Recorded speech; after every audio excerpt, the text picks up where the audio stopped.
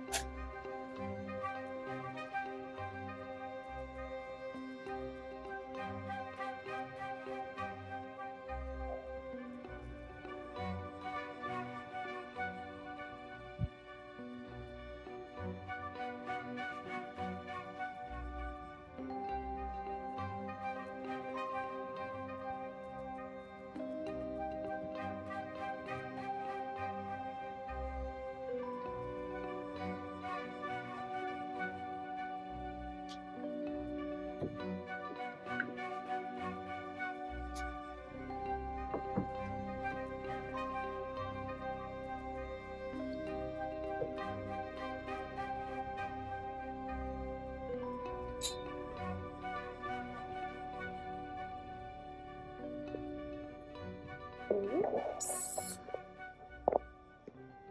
Kicking off my cozy book review series with a very special Halloween edition. I'm Johanna, and I'm here to talk about books, specifically this book, The Only Good Indians by Stephen Graham Jones. Of the 5 horror books I read this October, this was my favorite. So I thought to mark the very sad end of the spooky season and to ring in this Halloween, I would share my thoughts, likes, dislikes, and general ponderings. I read this book in a mini book club with my 2 sisters, Vera and Madigan, and it was such an enjoyable experience to talk about the book, read it together, and discuss what we thought it all meant. The story follows 4 friends whose past is catching up to them. 10 years ago, they were all involved in a deadly event, a bloody event, and they had no idea of the extremes to which that event would catch up to them. Now they're up against a vicious entity bent on revenge. But it's about so much more than that. I think horror makes such a good genre for social commentary because the fear and the creepiness make us more alert, grips us, and ultimately commands our attention and enjoyment while diving into potentially challenging topics. So many films that I adore come to mind: Candyman, The Invisible Man, more recently Smile, and then of course the obvious one, Get Out, the obvious classic. If you know any books that do this really well, I would love to hear your recommendations because I don't actually know that many off the top of my head. But I think this is a book that does it really well. I loved the blend of classic chilling horror and commentary on aspects of the highly underrepresented Native American experience. To read a story told by a Native American was also such a gift despite the harsh subject matter, and just made me realize how much more there is to discover. Now, on to the book itself.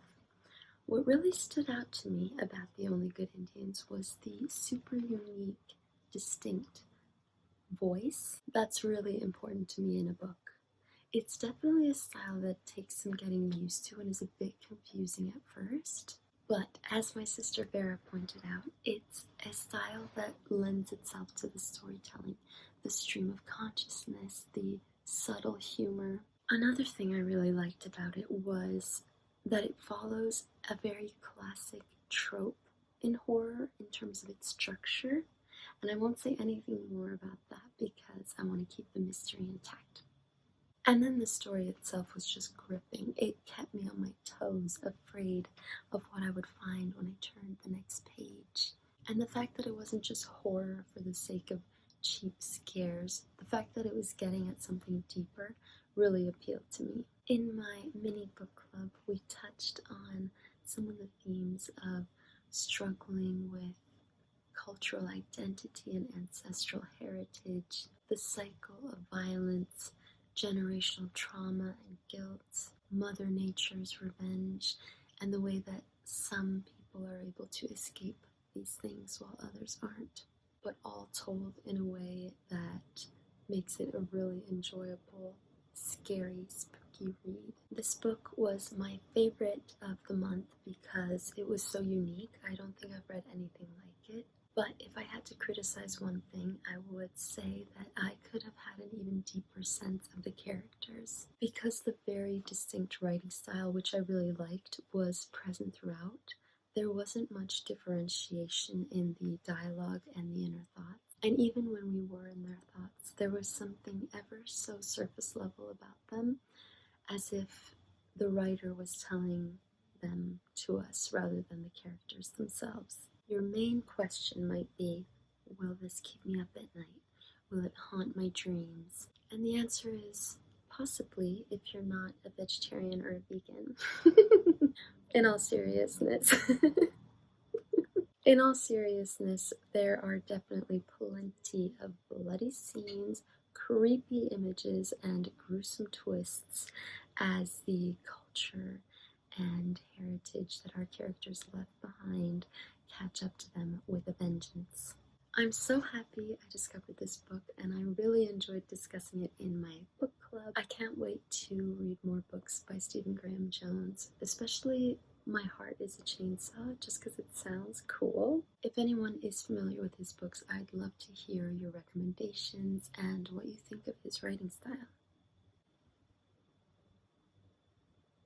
Well, that is where I'll leave you to go enjoy your festive Halloween celebrations. If you liked this video, please leave a comment down below, share it with your fellow horror enthusiasts, and don't forget to subscribe so we can go on more literary adventures together. Thank you so much for watching, and happy reading. Bye!